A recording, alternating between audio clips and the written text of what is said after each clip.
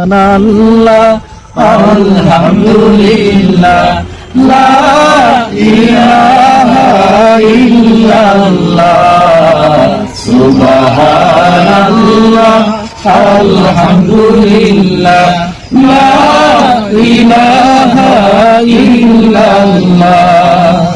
তুমি বাঁচাও তুমি মারো অবিরত ক্ষমা করো, তুমি বাঁচাও তুমি মারো অবিরত ক্ষমা করো।